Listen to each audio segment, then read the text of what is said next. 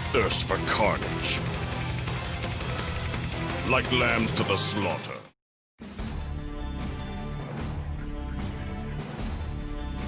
Hey guys, mahalo everyone, 40 the Broadway Saiyan here. Welcome back to my YouTube channel, bringing you guys another video on Dissidia Final Fantasy Opera Omnia. In today's video, we're going to be covering the next upcoming character event, going live soon on Global Opera Omnia, featuring the villain from Final Fantasy I, which is Garland. Now, something to note about this particular character event is that this is going to be the first character event having the Chaos difficulty. We just had our first Lost Chapters Chaos, which was Fangs, and now moving forward, every single character event on Opera Omnia is going to have a Chaos difficulty. Synergy joining Garland is going to be Warrior of Light, Sephiroth, and as well as our current Lost Chapters character, which is Fang. A new banner will be featured on this character event, featuring all of Garland's weapons, which is going to be his 15, 35, and his EX weapon. Warrior of Light's EX weapon is going to be refeatured on this banner, and both Garland and Warrior of Light's EX weapons can actually go EX+, aka realized.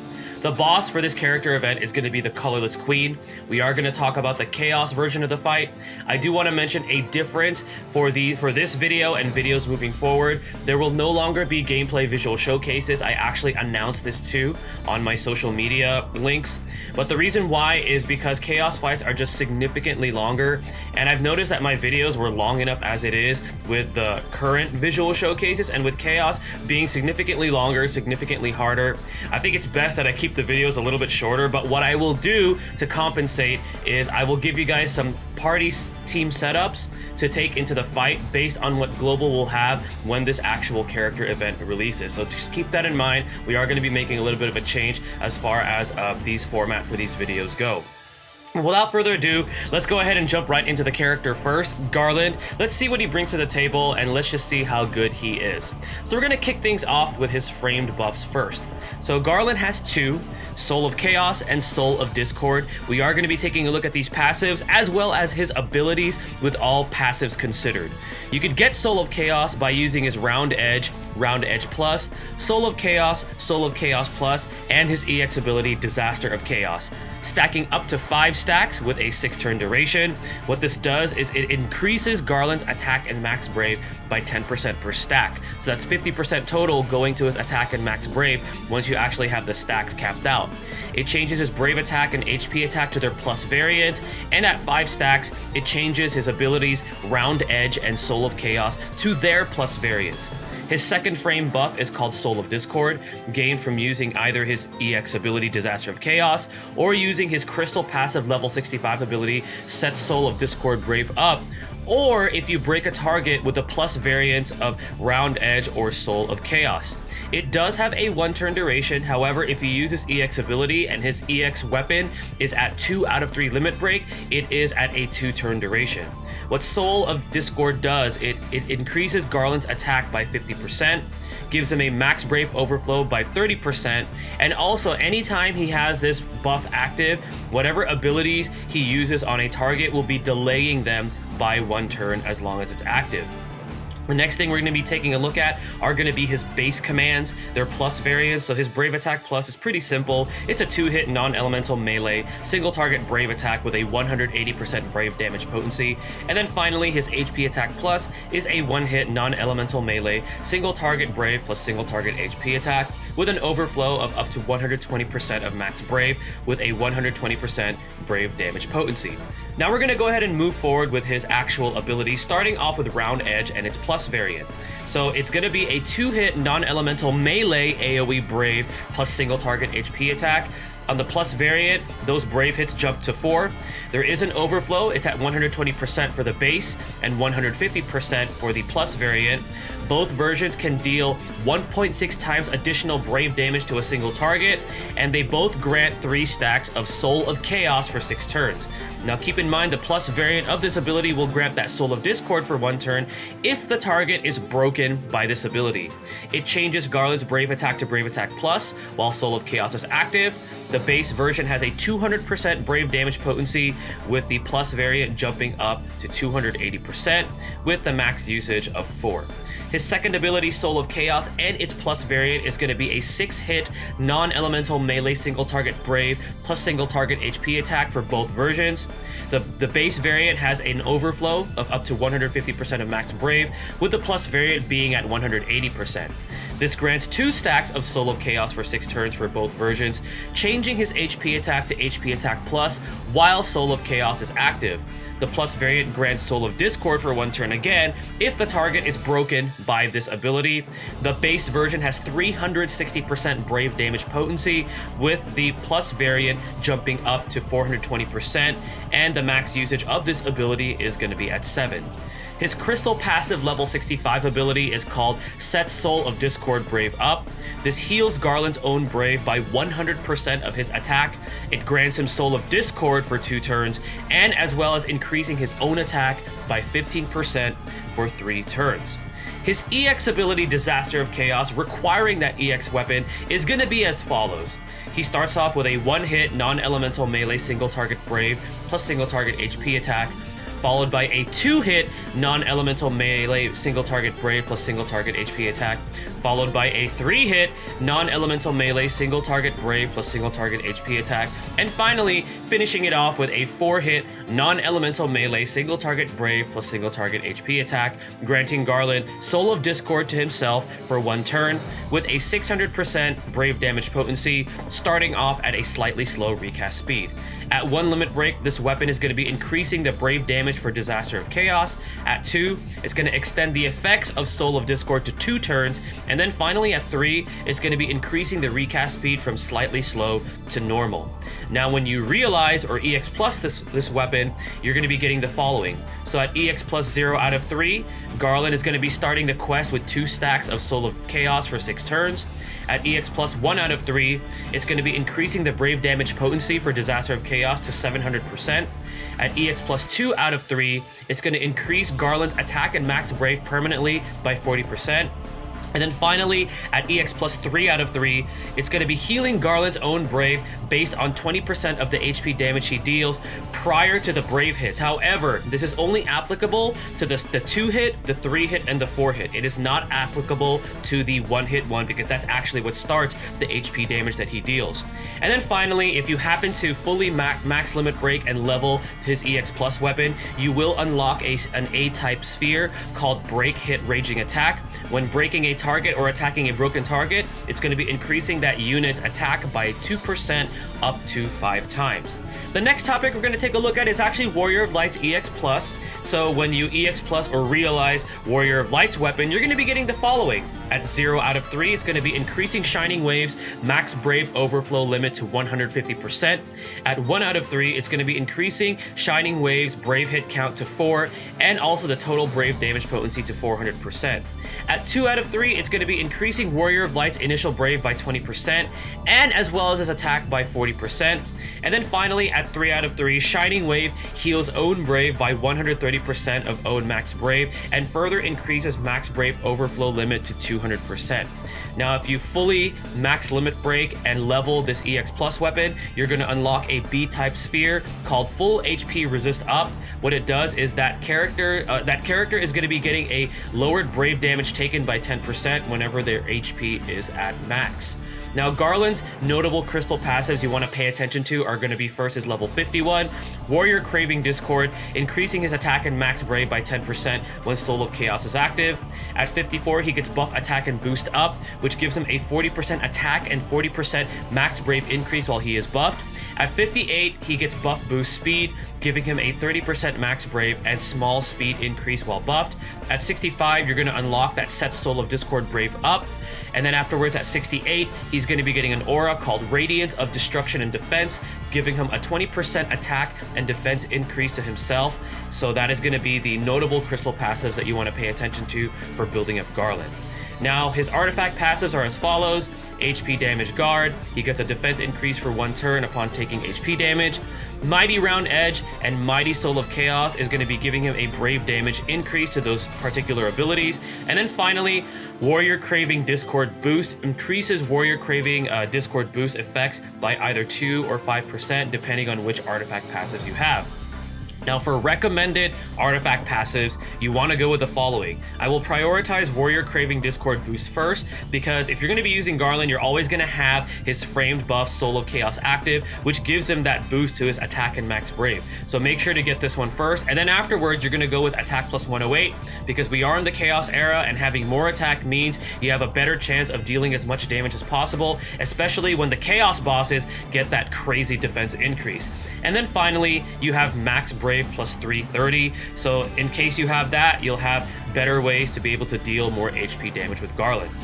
Now, before we actually give our verdict on Garland and my thoughts and opinions on him, I want you guys to take the time to pause the video and take a look at the scrolling, beautiful infographic created by the Tonberry Troupe. Thank you again for allowing me to showcase your guys' infographic, but it's going to summarize everything we just talked about what Garland has to offer. So take the time to pause the video and check out that gorgeous infographic.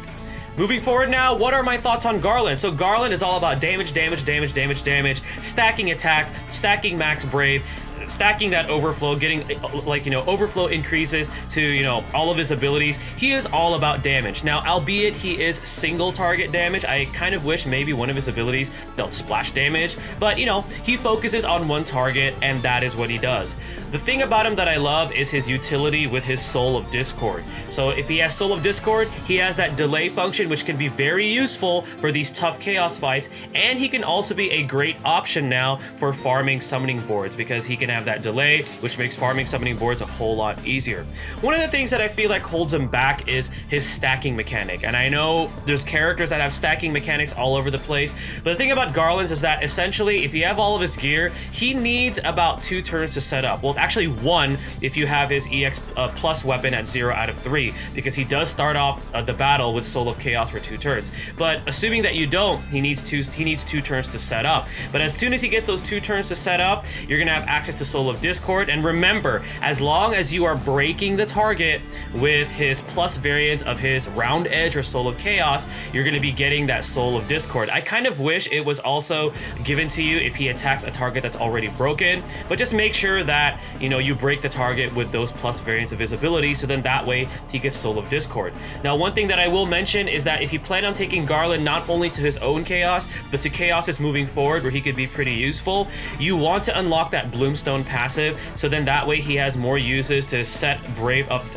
Soul of Discord, because that way you have access to that right away, so then you can actually be taking advantage of the delay function that his abilities could have if you have Soul of Discord. So overall, he is a powerhouse of a character. He does lack in giving any kind of party support or utility, but he is a villain, so that is to be expected. He is a very, very selfish unit, but he could definitely pair well with other units who could buff him, so then that way you could really take advantage of the damage options that he deals.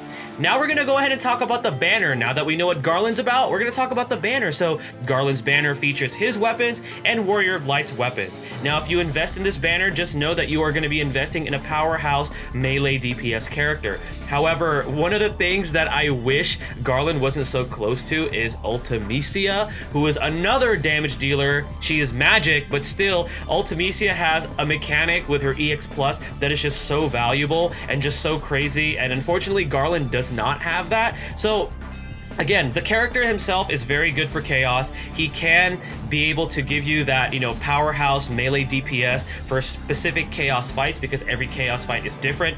But if you decide to pass on this particular banner, just know that there are going to be other characters that could fulfill his role. For example, we already have Cloud, who is a strong, physical damage dealing unit that also offers us utility with his paralysis and his launches. We have a character like Tidus, who recently just got his EX Plus. He is also physical damage and also a fast charging EX Plus with some debuffs to actually help him deal more damage. And then we also got Fang, who has a launch mechanic with her second ability, and she also has a pretty powerful EX Plus. So there are options if you decide to pass on Garland, because I know a lot of you guys are going to be saving for some other characters that has been talked about within the DFFOO community.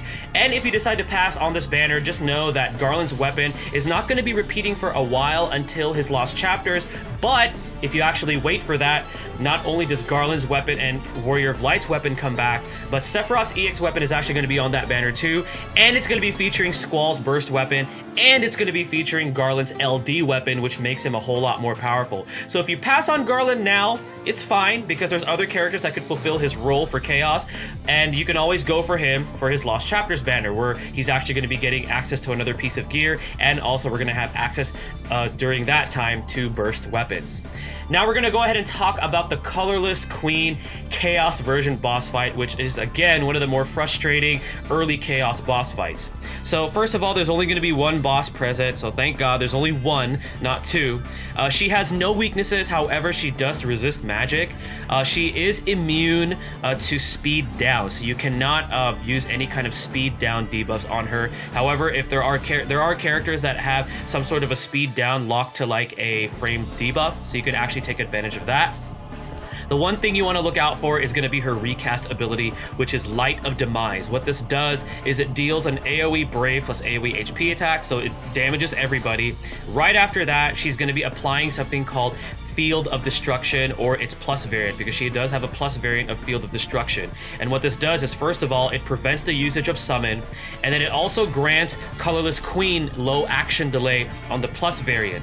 And then after she uses Light of Demise, she's going to randomly inflict a debuff on your party members. And you'll know when she does this because the game makes like this strange noise when it happens. And the most lethal one of this, which actually happens fairly often from my experience, is Paralysis. So watch out for that. If you have Warrior of Light, I know he has like, you know, a little bit of a debuff evasion, but your other units really won't have any protection. So just pray when she does this that it won't be Paralysis, that it's going to be some sort of other debuff.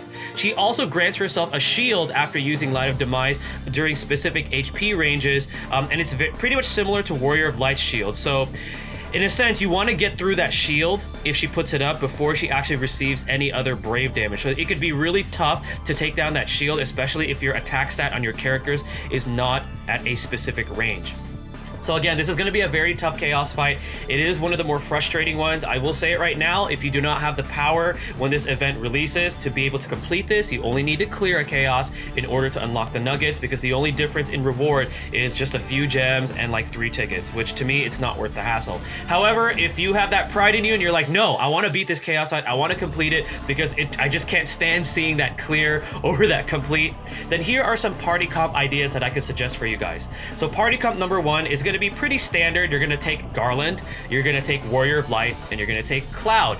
So it's a pretty much tank and spank with a little bit of utility coming from both Garland and Cloud, with the launch and the paralysis and the delay. The weakness for this though is you're lacking a healer. So the risky part about taking this, even if you have Warrior of Light's EX plus weapon close to being fully max limit broken, is the lack of heals, because your only real heal is going to be coming from Warrior of Light. Now he has the shields, but Colorless Queen does start dealing more damage, especially during the latter parts of the fight. So you want to just keep that in mind, that you're going to be lacking heals if you take that party comp. But it could work because you have the damage utility and you have the shields. Now another party comp that I could suggest is Warrior of Light, Cloud, and Charlotta. And you're going to be like, why Charlotta? Because isn't she magic DPS? Well, to be honest, she's only magic DPS when you're using her Hurl Staff after you use her ability 1. The cool thing about her Hurl Staff is it inflicts sap, and Colorless Queen is not immune to sap, and that can be very useful whenever Colorless Queen takes her turn and she actually has, you know, a pretty hefty amount of Brave. That sap can actually come in handy. And let's just not forget how Charlotta just has 3 abilities that have no action delay, no turn count taken, and she also has a gravity effect, which can be very useful coming from her EX plus ability. So that could be another party comp that you could consider. Now another one that could potentially work could be Ramza, Charlotta, and Cloud for damage. So the reason why I suggest Ramza is because Ramza also has no turn count for his HP attack plus. He also gives your party a wide array of buffs that could really improve their performance. And anytime you have debuffs on you, since Ramza's Galvanize puts so many buffs on your party members, he could actually help push those off. The only thing he can't is the paralysis, so just pray you don't get hit with paralysis. Now I will say the weakness of this particular comp with Cloud, Charlotta, and Ramza is that you're lacking any sort of debuff protection. So during that phase when Colorless Queen starts putting debuffs on you, just pray you don't get paralyzed. And then the last party setup that I will recommend to you guys, or suggest to you guys, is taking Lena. Now I know Lena right now, even with artifact passives and full summon boards, does not hit very hard, but the purpose for her is to avoid those debuffs, and she also batteries the party with both her command 2 and as well as her EX ability if you have it. So you're going to take Lena, you're going to take Warrior of Light, and then you're going to either take Garland or Cloud depending on what kind of damage utility you want. So if you want Chase, if you want Paralysis, then take Cloud. But if you want to take Garland, who's synergy for this, and he has a delay with Soul of Discord, then you could take them. So you have Warrior of Light, Lena, and Garland for my final suggestion for party comps. Alright guys, well I know that was a lot of information, and again I apologize that I'm no longer going to be able to do the gameplay visual showcases. Chaos fights are just too long and too mean, and I don't want the video to be too long, but hopefully, the party comp suggestions, compensate for that and help you guys out in tackling this upcoming character event. Again, I want to give a huge shout out again to the Tonberry Troupe. Thank you again for letting me showcase your infographic for Garland with this video. But anyways, guys, thank you for watching. I'm going to be looking forward to making more content for you guys on Opera Omnia. Stay tuned for my next video, and mahal, everyone.